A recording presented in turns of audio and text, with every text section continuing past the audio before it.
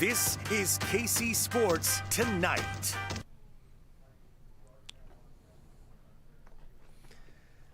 What's up, friends? Welcome to the new streaming version of KC Sports Tonight, live from the KCTV5 newsroom. Scott Reiss, Neal Jones, good to be with you on this Friday. Yeah, you look like you've already got something to say. I am. What? Look, I know everything's more casual out on the coast, which is what you call Los Angeles, and you're from Los Angeles. You're out on the coast.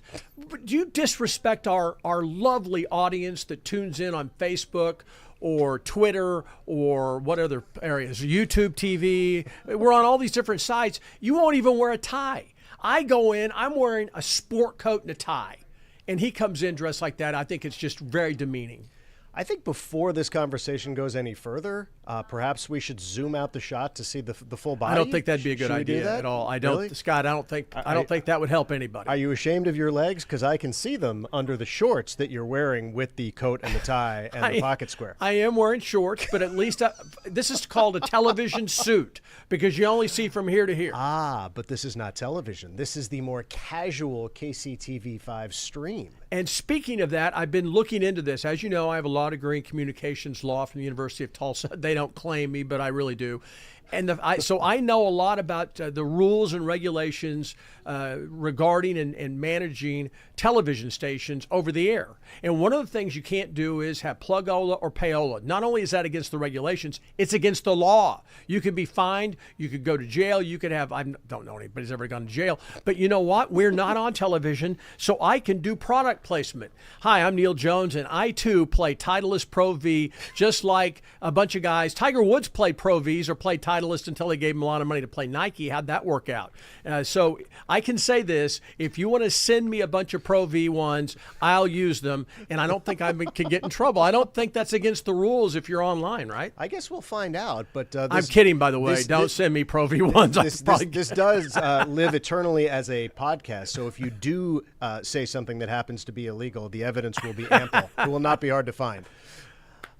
Yes. Well, NASCAR guys do it, right? They mention, hey, I'm going to go get me a swig of Gatorade after the race. NASCAR guys, literally every article of clothing, every accessory, everything on the car, like they're walking advertisements. And I should say, you love Brill cream. He uses Brill cream on his hair. So that's what you should do next time you're going to go sport coat and tie. You should get a sport coat that just has Pepsi and Tide and patches all over it, and just don't say a thing. I like it. Yeah, I like it. Little extra money on the side. Before we get into Royals, probably worth mentioning the Chiefs did not sign Zay Jones, the wide receiver. He actually signs with the Arizona Cardinals. He visited Kansas City yesterday. There was some speculation that, again, with all the uncertainty with Reiss and the receiver questions, that they might want some extra insurance and extra body. And Zay Jones, I think, would have fit in pretty nicely here, but no go. He's going to Arizona.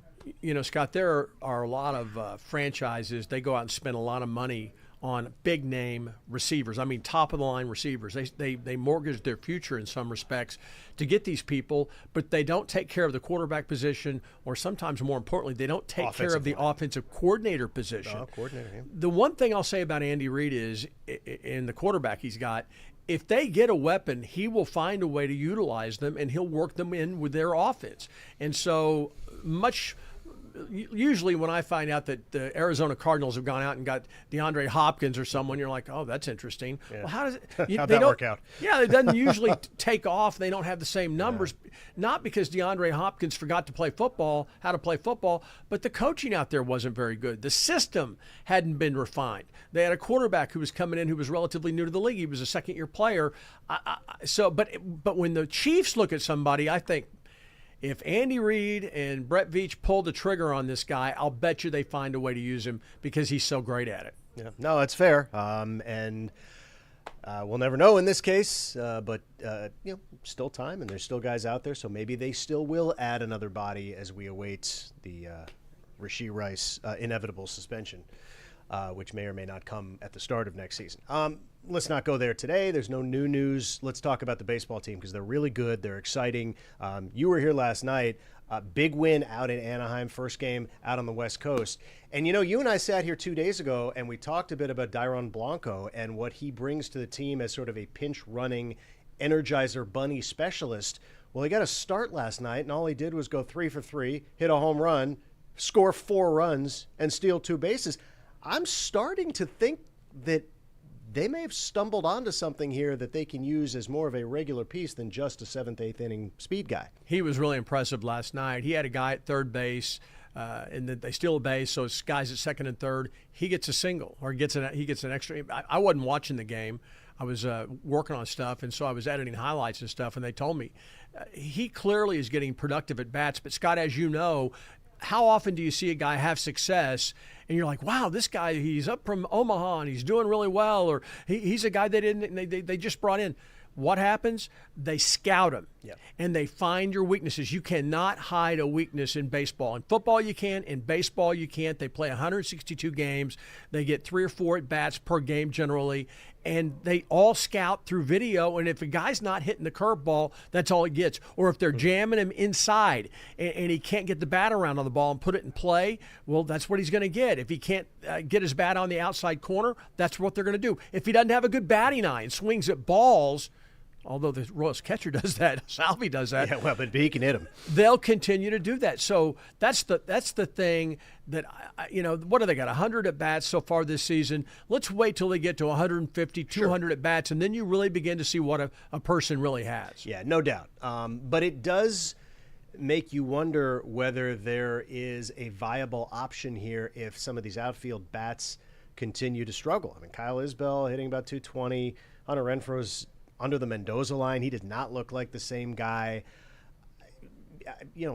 Blanco he's instant energy, and if he can hit at all, once a single becomes a double or maybe a triple every time he's on base, and that's a valuable weapon, and obviously plays good defense as well. So I think, I looked at this Royals team, and one of the weaknesses seemed to be the bench, right? Even if they get enough offense from the starting 9, there didn't seem to be a ton of guys on that bench who were really going to scare you. But if Dairon Blanco is a guy who you can stick into the starting lineup, then all of a sudden maybe you have a Hunter Renfroe coming off the bench and a guy who has right-handed power. I think it adds another dimension if, in fact, he's viable as more than just that late-inning pinch runner guy. No question about it. Yeah. Blanco is a great athlete, as you say. That home run he hit was kind of a line drive home run, and that's kind of the hitter he's going to have to be. Absolutely, If he tries to hit the ball in the air, then he's going to have problems, particularly at Kauffman Stadium, as big as it is, in the power alleys. But if you're willing to hit the ball, go the opposite way, hit the ball where it's pitched, and put the ball in play, I think you have a chance to play, especially when you're as fast as he is. Scott, the most exciting thing for me about this is that it looks like this team might, underline the might be able to compete for a couple of months this year. And boy, it makes a big difference in a city when your baseball team is in the hunt and has an opportunity instead of digging a hole and they're trying to climb out of for the rest of the year. Well, how about this? We spin it forward to tonight's game. They're looking for what would be, if they win tonight, their 4th 3 or more game win streak of this season already. Last year, entire year, they had 3. I mean, that's where we are in terms of night and day. How much better this team is, and it seems obvious because they were lousy last year. But this team continues to impress. And Neal, I love the fact we talked about this on Wednesday when they blew that agonizing game Tuesday night. They one out away from winning the first 2 games in the series against Milwaukee, and then MacArthur gives up the 3-run jack and they lose by 1. But they came back and they won a ball game the next day, and then they go to Anaheim and they win their first game on the West Coast, and now they're favored tonight with Alec Marsh coming off the injured list, and you see Griffin Canning's been a disaster so far this season with that ERA in the 6s. So all of a sudden you could be looking at another 3-game win streak. It just seems like even when they lose, they lose 2, 3, 4 in a row, they come right back and they win 3 or 4 in a row, and that's enabled them to sit 7 games over 500 at this point. Well, thank goodness they did not sit pat in the offseason. They spent a lot of money, and they needed to spend a lot of money. And the scary thing is, or not the scary thing, but the thing that makes you wonder is if he had spent the money, the ownership had spent the money last year. And, you probably make some mistakes. You got a brand new manager who doesn't know the team and all that stuff. But if they're decent last year, maybe the stadium thing goes through. Maybe they win enough goodwill. This was as bad a team as I can remember last year. They had a hard time winning 2 games in a row. Remember They'd Oh, win yeah. one and then lose two, then win It was one and terrible. lose two. Yeah, no, it was brutal. They never got it going. And at some point, the only saving grace for them, last year's team, was the fact that Oakland was so awful. It kind of distracted people. When everybody talked about a terrible franchise and terrible ownership and a mess stadium deal and the fans hated the team, so nobody was going to pay attention to the Royals. The Royals were awful, and so what they've done this offseason, bringing in all these new players and then putting them together and getting them to – it seems like there's guys that are – they're not stars, but Scott, they come in and make a defensive play that helps win a game, or they get a key base hit, or they move a runner, which allows them to get a guy home with less than 2 out. I mean, the little things that they've done this year have given them a chance to win a bunch of games, and of course, that starting pitching staff gives them a chance to win almost every game. Almost every night, and it Michael Wacha was the one guy who had a couple of rocky outings in a row, and then he comes back last night. He's lights out, didn't give up a run until the 6th inning, winds up getting the win. It's funny you mentioned the Athletics because they were the laughingstock of baseball last year, and I don't think people expected much more out of them this year. They're only 3 games under 500. They're scoring a ton of runs. They're 4 games better than the Astros in the American League West. I mean, who would have thought Houston would be looking up at Oakland as we get into May? I mean, that's why baseball's fun, because you just never know. It makes me think that maybe they've got a way to steal pitches like the Astros did. Maybe rather than using a trash can, they're using bonfires out in center field in that awful stadium to let them know if it's going to be a fastball or a curveball. Maybe. No lineup out yet tonight because the game not till 8:38 Central Time. And oh, by the way, the game not on Bally's tonight. The game's on Apple TV Plus. So you got. I have Apple TV. Okay. Well, do you have Apple TV Plus? I think we get the baseball. Okay. If you get the baseball, you're good. We got it so we could watch Ted Lasso, and I ended up watching a lot of Apple TV, the morning show. Morning show's good. Yeah, I've good liked stuff. that show. There's a character very similar to you on the morning show. I think he's in jail at this point of the series. He's clearly the brains behind the operation. Now, let me ask you something seriously. Can you name a more frustrating franchise than the Los Angeles Angels of Anaheim and all the money they've spent? And they bring in these huge names. Trout's out hurt. They couldn't win despite having the best pitcher/hitter in baseball. I mean, that ballpark is an interesting ballpark. I thought it was a great ballpark. I don't know what it is now. You've been out there. What is the issue out there? It's the West Coast version of the Knicks, right? I mean, until this season when the Knicks finally, got over the hump and looked like they were a playoff team and some people thought a legitimate contender. Big market, lots of money, and yet just finding a way. You could argue the New York Mets, too. They just find ways to implode. And the Angels have been that way for years, and part of it is that Trout finds a way to get hurt every single season, and it's never just, I tweaked my hamstring, I'm on the shelf for 3 weeks. It's a, torn meniscus, and it's 2 months, and it's oblique, and it's 2 months, and it's a broken this. I mean, it is remarkable, to your point, to think that you could have Shohei Ohtani, Mike Trout, and even some good bats around them for the better part of the last few years. The pitching's been okay off and on, and yet year in and year out, they're a non-factor, and they're never even in this thing. It's August and they're done, and it's not the way it's supposed to be. But there are just some franchise, the L.A. Chargers, some franchises that just can't seem to get out of their own way, and the Angels are one of those. Well, it's the worst name in all of baseball. Angels? The Los Angeles Angels of Anaheim. Well, but now the of Anaheim is no longer a thing. They realized it was the worst name in all of baseball, so now it's just the Los they don't Angeles get the Angels. do-over. No. They don't decide what we call them. Okay. I call them that because it was such a stupid idea that it says all you need to know. And I'm going to tell you something else, and this is serious. I never use the term the K. Ever. Really? I never use it. The guy that they had running, the Royals had brought in from California, we had the Big A. We're going to call it the Big A.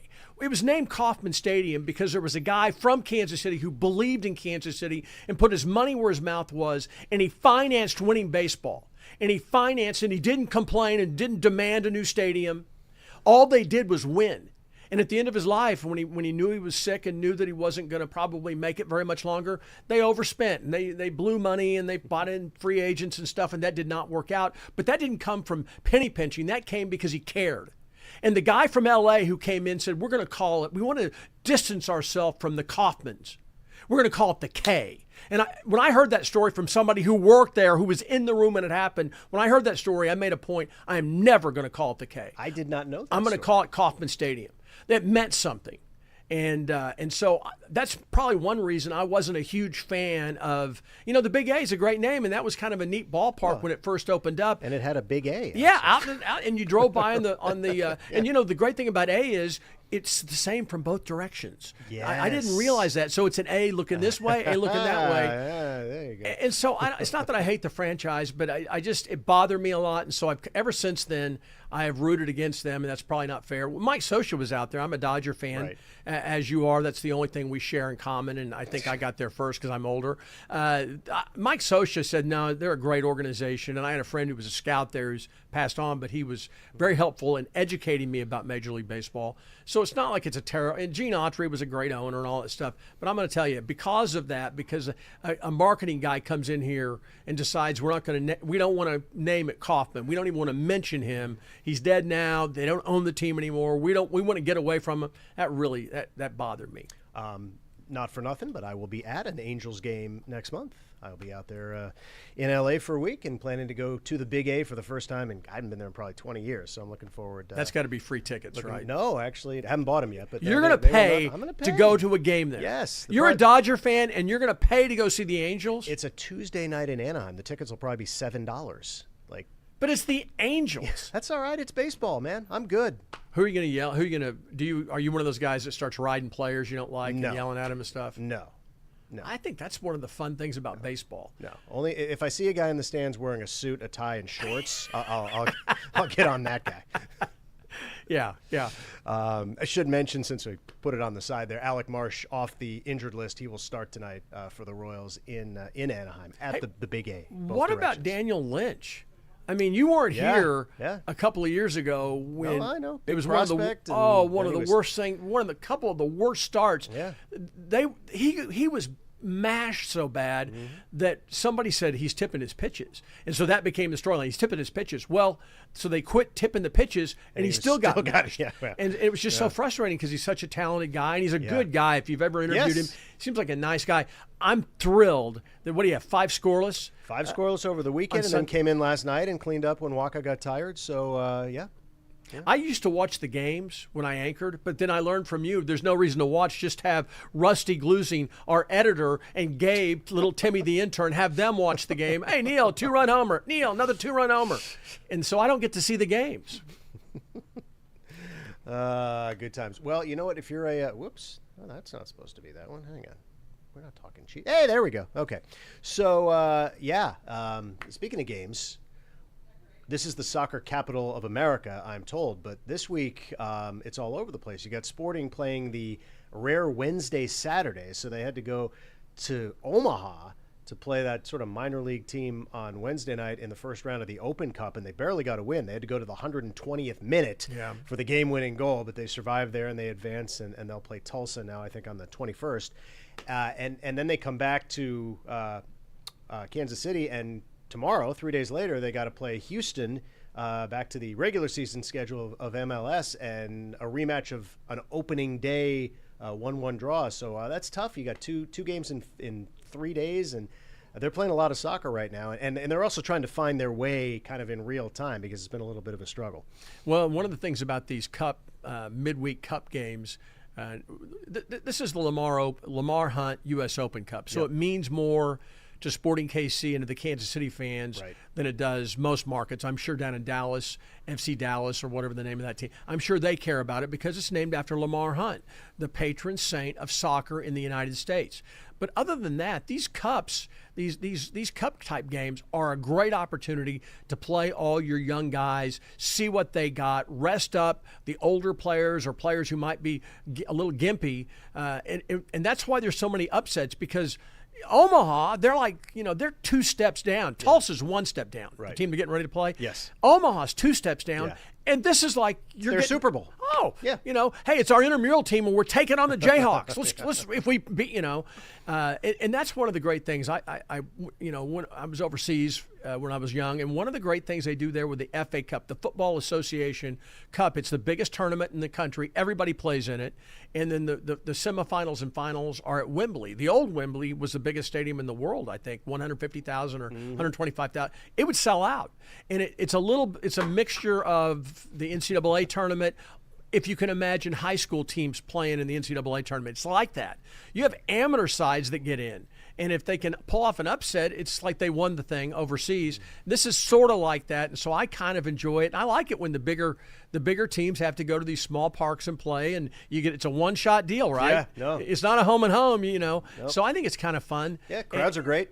And and when they win that cup, I've been out there when they won the thing, the Lamar Hunt. It's a neat deal. Yeah, and we'll see. Maybe they'll make a run.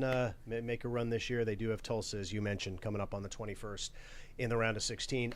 Current North Carolina Courage this weekend for the Currents, and also just announced they're going to host a game in August in the Women's Cup. It's an international 4-team tournament. It's coming to Kansas City for the first time in August. So just the latest rung in the never-ending stream of firsts for Kansas City soccer, thanks to the Current this year. Okay, so the world according to Neal. Let's start with your feature story that you shot earlier today. Not going to air tonight, so I don't know how much you want to give away, but we do have a story that airs tonight, Scott. Mm-hmm. It looks like that they've been able to bring it in. If they can fix Well, we just switched over systems, and so I edited it last night on the old system, and they're trying to drag it into the new system. And I'm told, Rusty Gluzing, is it going to air? Yeah, he's editing it. That's our editor, Rusty Gluzing, who knows a lot more about sports than Scott or I do. But it's really fun. I got a chance to go up and interview an assistant football coach at Kearney High School. Kearney High School, a Class 3 power for many, many years. They won their 5th state championship last November over in Columbia, Missouri. They are special. They are great. The town loves their high school football. Well, they have an assistant coach who played NFL football. He actually played with Barry Sanders. And because his number and Barry Sanders' numbers were one apart, Barry Sanders number 20, he was number 21, he got the locker right next to Barry Sanders. He's an assistant coach. His son is a running back there for Kearney. And I got to go up there last Friday and see them in a weight room class and talk to the head coach, who's a great head coach, really always been very successful. So that's going to be on tonight, talking a little bit about what he brings to the table from the NFL. And I got news for you. It's not that much about technique and X's and O's. It's a lot more about approaches to life. I think it's a feel-good story. His name's Alan Williams. I was really excited to meet him. So I think that's going to be on tonight at 10, unless we have storms. Unless we have storms or unless the new system breaks. But hopefully it won't. I'm going to be off either way, so I don't care. You're not going to be here. Yes. All right, so that's it. Anything else on the world according to Neal? Anything else? Not really. You feel the need to get out? Let me ask you. I got a really nice email from a Chargers fan who said that he's tired that I make fun of them all the time for not having any fans. All right, you're from Los Angeles originally, right? Yes. Are there any Charger fans in Los Angeles? I don't know that there are, but he said that there are Charger fans in Los Angeles. You know, when I went out there last season to cover the Chiefs-Chargers game in Los Angeles, I did an entire feature story on the fact that we couldn't find any Charger fans in Los Angeles. And we were pounding the pavement, man. We were looking the streets of Santa Monica. We went everywhere and no go. So I'm sure they're out there, but there are not many. I don't feel sorry for the is it the Spanos family? Yes. I don't feel sorry for them. They reached for the money grab. Oh, it's a terrible move. And they just killed their fans because they did have fans in San Diego. Absolutely. I hate San Diego Padre fans. I hate them. But I respected the Charger fans. So I feel bad for them. That who was their quarterback all those years out there? Phillip Rivers.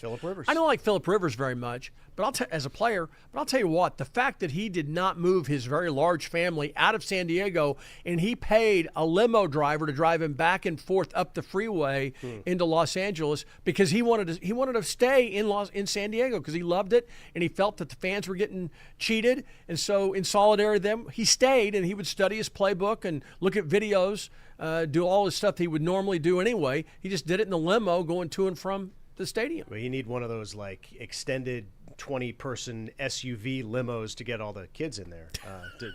But yeah, Phillip Rivers. Yeah, good player. Borderline Hall of Famer. I don't think he's going to get in. Oh, come. What? Just the numbers No, are I don't. the numbers no, are close. no. What did he ever win? Nothing. That's why he won't get in. Yeah. That's exactly why. Well, it is a That's Hall why I of said borderline. Fame. It's Hall of Fame, not Hall of Good or Great. It's Hall of Fame, and he is famous for not winning. Yeah. Well, yeah. And all right. remember, if you have a problem with anything I say, you can reach me at scott.reese@kctv5.com. There you go. Exactly. Yep. Yeah, you lost your golf balls there. Oh, don't worry. I'm going to get them. All right. Well, hey, look, hope you enjoyed the Friday edition. Wow, week 1 in the book. The new KC Sports Tonight, week 1 in the books. Back to TV tomorrow and Sunday, the usual time slot, 10:30, and then back here on Monday with, I don't even know, you're not here Monday. You're probably I'm off off on Monday and Tuesday. So those are my days off. Me and probably Marlia hanging with me on Monday. Oh, that's going to be scintillating. It'll be good. I can't say good TV. It'll be good internet. Good internet. All right, everybody. Thanks for hanging. Enjoy the weekend. Have a fantastic Saturday, Sunday. Should be nice weather. And Neal, you have a good one, man. My daughter's graduating from the University of Kansas this weekend. Wow. My son at the University of Missouri's got another year or 2 to go. All right. Well, congratulations on that. Enjoy the family time, and I'll check you out tonight on the 6 o'clock news in about 24 minutes. I got to go. See ya.